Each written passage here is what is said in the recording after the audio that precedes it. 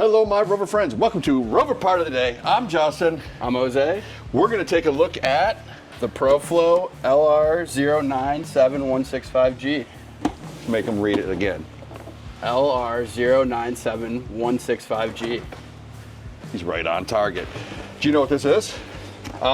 Some kind of water pump. Exactly. So let's take a look at it. It is the ProFlow, so OEM spec, which means it's original equipment manufacturer. Little pump, looks like so. You get the pulley on it. Some water pumps don't come with pulleys. You got to screw them on. This ProFlow comes with it.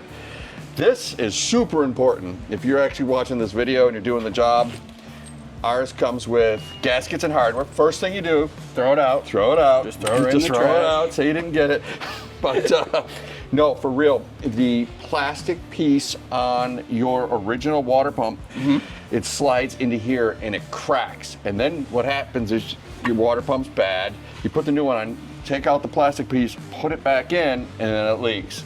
So be very, very mindful. That little hose piece is super cheap. We sell them in brass for like $8 or something. So you know what, now that we're thinking of it, let's make a ProFlow kit with the brass fitting.